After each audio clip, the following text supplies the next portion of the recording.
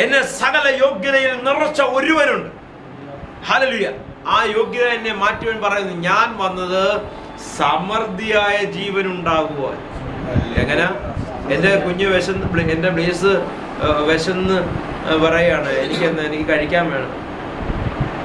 അപ്പം ഞാൻ പറഞ്ഞിട്ട് ഒരു ഇഡ്ഡലി എടുത്ത് വെച്ചിട്ട് ഇച്ചിരി ചമ്മന്തിയും കൊടുത്തിട്ട് പറയാം, ഒരു ഇഡ്ഡലി ഇത്ര ചമ്മന്തിയും കഴിച്ചാൽ മതി. അവൻ മനസ്സിൽ എന്തോ പറയും, അവൻ്റെ വിശപ്പ് തീർന്നു. ഈ അപ്പൻ അവനാണെങ്കിൽ ഒരു കുട്ടകം ഇഡ്ഡലി കഴിക്കാവുന്ന വിശപ്പിലിരിക്കുമ്പോൾ ഞാൻ അവന് കൊടുക്കുന്നത് എത്ര? ഒരു ഇഡ്ഡലി മിച്ചരെ സാമ്പാർ, 2 സ്പൂൺ സാമ്പാർ കഴിച്ചിട്ട് ഒത്തിരി പേർക്ക് ഇനിയും കഴിക്കാനുള്ളതാ, മതി, അത്രയും കഴിച്ചാൽ മതി. അപ്പൊ അവനെന്തോ തോന്നുന്നു, ബ്രദർ എന്തോ തോന്നുന്നു, സന്തോഷം തോന്നുവോ? ഒരിക്കലും തോന്നത്തില്ല. നമ്മളൊന്നും വിശാലമായിട്ടിരുന്ന് കഴിക്കാനിരിക്കുമ്പോൾ നമ്മൾ പറയാം, ഇത് കഴിച്ചാൽ മതി. ഹല്ലേലൂയ. അത് പോട്ടെ, അതങ്ങനെ കഴിപ്പിന്റെ കാര്യം അവിടെ നിൽക്കട്ടെ. സ്കൂളിൽ പോകാൻ പിള്ളേർക്ക് യൂണിഫോം ഉണ്ട്. ഇപ്പൊ യൂണിഫോം ഉടുപ്പിട്ട് കഴിഞ്ഞപ്പം അജി പറഞ്ഞു, പാൻറ് എന്തി അല്ലെ എൻ്റെ താഴോട്ടുള്ള എന്തി? ഞാൻ പറഞ്ഞു, ഇത് മതി, ഇനി ഉടുപ്പിട്ടുകൊണ്ട് പോയാൽ മതി. മനസ്സിലാകുന്നുണ്ടോ? ഇതിന്റെ ആന്തരിക അർത്ഥം പിടികിട്ടുന്നുണ്ടോ? അവർ യോഗ്യമാവണ്ണം പോകുന്നതിനെ പറ്റി അല്ലെങ്കിൽ ഒരു അപ്പനെന്ന നിലയ്ക്ക് എനിക്ക് ബോധ്യമുണ്ടെങ്കിൽ ഞാൻ അവരെ വിടുന്നത് ഏറ്റവും നല്ല രീതിയിലായിരിക്കും. ഹല്ലേലൂയ. ഒന്ന് അപ്പയെ ശക്തിയോട് സ്തുതിച്ചാട്. അല്ലെ, സഭാരാധനയ്ക്ക് രാവിലെ എല്ലാവരും നല്ല ഒരുങ്ങി സുന്ദരനും സുന്ദരിമാരായിട്ട് വരിക. അപ്പൊ ഞാന് അജോട് പറയുക, ഭാഷ്മോളെ അധികം ഒരുക്കണ്ട, കാരണം അവള് പെണ്ണല്ലേ, അവക്കൊരു തോർത്തുടിപ്പിച്ച് കൊണ്ടുപോയാൽ മതി നമ്മുടെ സഭാരാധനയ്ക്ക്. കാരണം നമ്മുടെ പ്രസംഗ വിഷയം എന്താണ്? കഷ്ടത, ദാരിദ്ര്യം, ബുദ്ധിമുട്ട്, ക്രൂശിന്റെ അനുഭവം. ശബ്ദമുയർത്തി വേരിയേഷനിൽ പ്രസംഗിച്ച് അല്ലെങ്കിൽ ശബ്ദ വ്യതിയാനം നടത്തി ജനത്തെ പറ്റിക്കാൻ കൊള്ളാം. പൊതുജനത്തിന്റെ മുമ്പിൽ യേശു ക്രിസ്തുവിന്റെ നാമമായി ഇറങ്ങുമ്പോഴറിയാം ക്രൂശിന്റെ അനുഭവം. ഹല്ലേലൂയ. കംഫോർട്ട് സോണിൽ നിന്ന് AC വീടിനകത്തിരുന്ന്, AC കാറിൽ സഞ്ചരിച്ച്, AC ഹോളിനകത്ത് കയറിയിരുന്ന് ക്രൂശിന്റെ കഷ്ടത പറയുന്നെങ്കിൽ, എന്നിട്ട് പഴയ നിയമത്തിലെ ഹല്ലേലൂയ ആ ജനത്തിന്റെ, ഇസ്രായേൽ ജനത്തിനുണ്ടായ നൊമ്പരവും വേദനയും എടുത്ത് അതിനെ താരതമ്യം ചെയ്ത് പഠിപ്പിക്കുന്നുവെങ്കിൽ യേശു കർത്താവ് തലയെ കൈവച്ചിട്ട് പറയുക, എടാ ഇതിനല്ലടാ ഞാൻ വന്നത്, ഞാൻ കഷ്ടത അനുഭവിച്ചത്, ഞാൻ ക്രൂശിൽ പിടഞ്ഞ് നിങ്ങൾക്ക് വേണ്ടി പരമയാഗമായി മാറിയത് നിങ്ങൾ സമൃദ്ധിയായ ജീവൻ അനുഭവിക്കുവാൻ. രാമ്യം പറഞ്ഞാട്ട് പ്രതികൂലങ്ങൾ ഉണ്ടാകാം, പക്ഷെ ഈ പ്രതികൂലങ്ങളുടെ മേൽ ജയമെടുക്കണമെങ്കിൽ ഹല്ലേലൂയ മൂന്നാമത്തെ ആളത്വമായ പരിശുദ്ധാത്മാവിൽ നീ ചലിച്ചാൽ, ഹല്ലേലൂയ ലോകത്തിന്റെ ഒരു സംഘടനാ ശക്തിക്കും ഒരു സാമുദായിക സംഘടനകൾക്കും നിന്നെ ഒതുക്കാൻ കഴിയത്തില്ല. ഹല്ലേലൂയ. ഏതൊക്കെ നിയമങ്ങൾ എങ്ങനൊക്കെ മാറി മറിഞ്ഞാലും ഞാൻ സേവിക്കുന്ന എന്റെ അപ്പനേക്കാൾ വലുതല്ല അതൊന്നും. ഹല്ലേലൂയ. പരിശുദ്ധാത്മാവിനെ ബോധ്യപ്പെടുത്തുന്നു. ഹല്ലേലൂയ. എനിക്ക് സമൃദ്ധിയായി സകലതും തരുവാൻ ഇറങ്ങി വന്ന യേശു ക്രിസ്തുവിന്റെ പരിജ്ഞാനത്തിൽ കുഞ്ഞെ നീ ചലിച്ചോ, ഞാൻ നിന്റെ കൂടെ ഉണ്ടടാ, ഞാൻ നിന്റെ കൂടെ ഉണ്ട്. അല്ലെ, വഴിത്തലയ്ക്കൽ നിന്നെ തടയാൻ ആഗ്രഹിക്കുന്നവനെ ഞാൻ നിനക്ക് മുമ്പേ ചെന്ന് ഹല്ലേലൂയ തട്ടി മാറ്റുക തന്നെ ചെയ്യും. സകല ദുർഘടങ്ങളെ നിനക്ക് വേണ്ടി മാറ്റുന്ന ഒരുവനത്രേ പരിശുദ്ധാത്മാവൻ തമ്പുരാൻ. മനസ്സിലാക്കിയ യേശു ക്രിസ്തുവിന്റെ കൃപയിലും പരിജ്ഞാനത്തിലും ചലിക്കണമെങ്കിൽ പരിശുദ്ധാത്മാവിൽ നിറയേണ്ടത് ആവശ്യമാണ്. പരിശുദ്ധാത്മാവിന്റെ തികവ് അതിലൂടെ മാത്രമേ ഇത് സാധ്യമാകുകയുള്ളൂ. പരിശുദ്ധാത്മാവിന്റെ തികവ് എന്ന് പറഞ്ഞ കരങ്ങൾ തട്ടി ദൈവത്തെ ആരാധിച്ച് ഓടി നടന്ന് ദൈവത്തെ ആരാധിക്കുന്നത് മാത്രമാണ് ചിന്തിക്കുക. അതൊക്കെ അതിന്റെ ഭാവങ്ങളായിരിക്കാം, അതിന്റെ തലങ്ങളായിരിക്കാം. ഹല്ലേലൂയ. അങ്ങനെ ആരാധിക്കുന്നത് നല്ല കാര്യം. ഹല്ലേലൂയ. പക്ഷെ അതാണ് പരിശുദ്ധാത്മാവിന്റെ തികവെന്ന് ചിന്തിക്കരുത്. യേശു ക്രിസ്തുവിന്റെ സ്നേഹത്തിന്റെ നീളവും വീതിയും ആഴവും ഇന്നലെയെന്ന് ബോധ്യപ്പെടുത്തി തരികയാണ് പരിശുദ്ധാത്മാവിന്റെ പ്രധാന ഡ്യൂട്ടി. സ്തോത്രം. അപ്പൊ പരിശുദ്ധാത്മാവിനെ നിറഞ്ഞപ്പെട്ടു എന്ന് പറഞ്ഞ എന്താ അതിന്റെ അർത്ഥം? സ്നേഹത്താൽ നിറയപ്പെട്ടു. ലോകസ്നേഹമല്ലേ?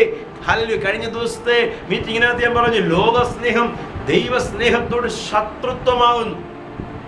വഴിത്തലയ്ക്കൽ വീണ് കിടക്കുന്നവനെ ഹല്ലേലൂയ അവനെ എഴുന്നേൽപ്പിച്ച് അവന് വേണ്ടുന്നതെല്ലാം ചെയ്തു കൊടുക്കുന്നത് ലോകസ്നേഹമല്ല, ദൈവസ്നേഹമാണ്.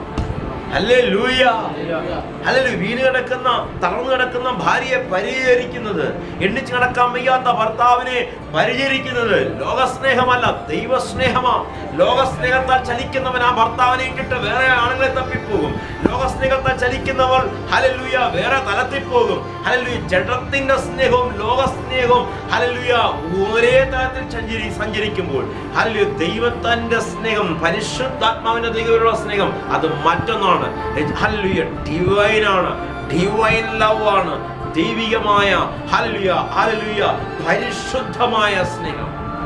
രാമ്യം പറഞ്ഞാട്ട് അകത്ത് നിറഞ്ഞ് തുടിത്ത് പുറത്ത് ഒഴുകുന്ന ഓവർഫ്ലോയിങ് ആയിട്ടുള്ള ലവ്.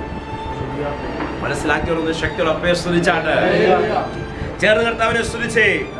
Hallelujah, hallelujah. യോഹന്നാന്റെ സുവിശേഷം 10-ാം അധ്യായം 7 മുതൽ 10 വരെയുള്ള വാക്യങ്ങൾ വായിക്കാൻ കഴിഞ്ഞപ്പോൾ നമുക്ക് കാണാൻ ഇടവരും എന്തൊക്കെ കാര്യങ്ങൾ മനസ്സിലായി അവിടെ. ഹല്ലേലൂയ. യേശു കർത്താവ് ആടുകടവാതിലാകുന്നു, ഇടയനാകുന്നു. സ്തോത്രം. യേശു അപ്പയ്ക്ക് മുമ്പേ വന്നവരെല്ലാം കള്ളന്മാരും കവർച്ചക്കാരുമാകുന്നു. Hallelujah, hallelujah.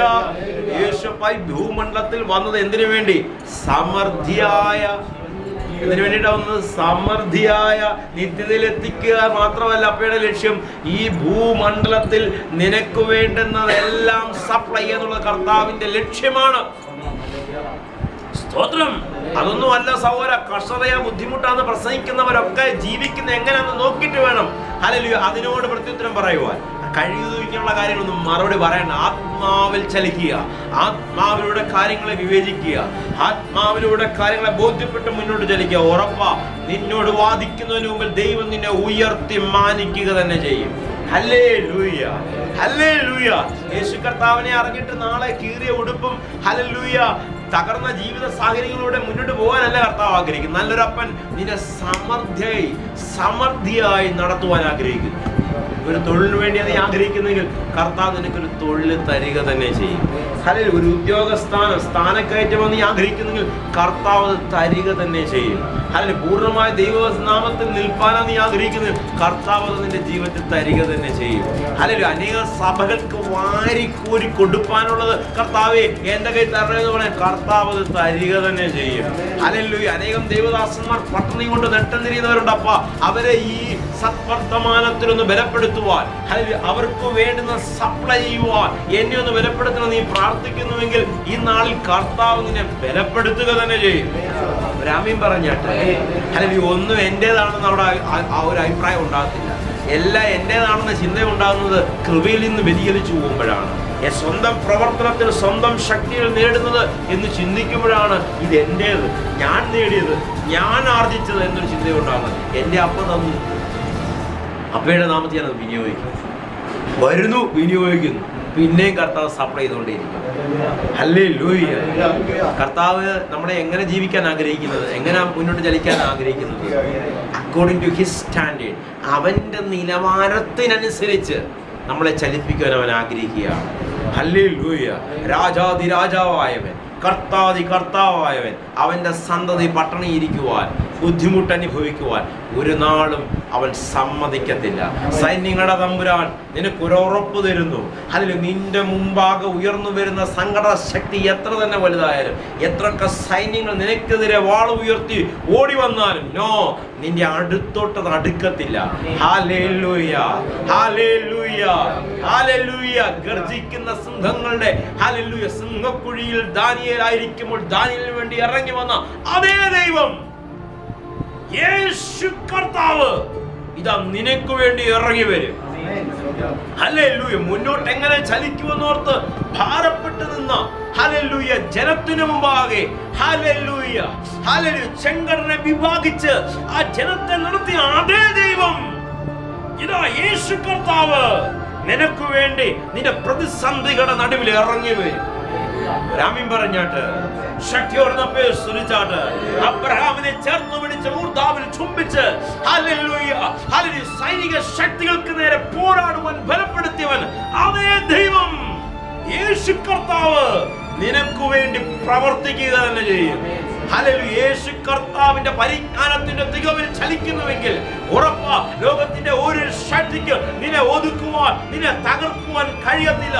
നിനക്ക് നേരെ പോരാടുന്ന സകലതിനെയും തകർത്ത് കളയുന്ന, ഹല്ലേലൂയ, ചിതറിച്ചു കളയുന്ന ദൈവ കൃപയിൽ ആശ്രയിച്ചു ശത്രുവിന്റെ ഭാഷയോട് പ്രത്യുത്തരം പറയാതെ കൃപയിൽ പൂർത്തീകരണ ശുശ്രൂഷയിൽ മുന്നോട്ട് ചലിച്ചോ. ഈ നാളിൽ കൃപയുടെ പെട്ടകം ഉയരുക തന്നെ ചെയ്യും. കൃപയുടെ പെട്ടകം ഉയരുക തന്നെ ചെയ്യും. നിന്നെ നോക്കി പരിഹസിക്കുന്നവർ, നിന്നെ നോക്കി നിന്ദിക്കുന്നവർ, ഹല്ലേലൂയ, ഇന്നുവരെ കണ്ടിട്ടില്ലാത്ത മഴ പെയ്തിറങ്ങുമ്പോൾ, അഗ്നിയുടെ മഴ പെയ്തിറങ്ങുമ്പോൾ അഗ്നിനകത്തു നിന്ന് നിലവിളിക്കും, അതിനകത്തു നിന്ന് നിലവിളിക്കും. എന്നാൽ പെട്ടകത്തിന്റെ വാതിൽ അന്നാളിൽ തുറക്കത്തില്ല. കാരണം അത് അടച്ചത് എന്റെ അപ്പയ. ഹല്ലേലൂയ.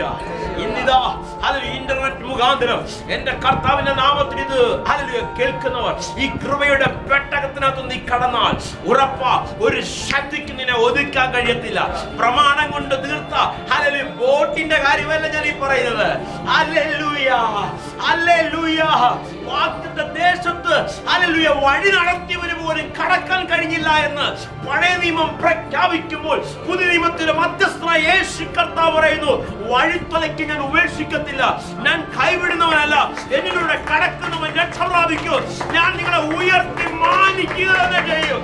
സമൃദ്ധിയായ ജീവൻ നിങ്ങളുടെ മുന്നിൽ സപ്ലൈ ചെയ്യാണ്. കണ്ണുകളടയ്ക്കാൻ പ്രാർത്ഥിക്കാം. പ്രിയ പിതാവേ,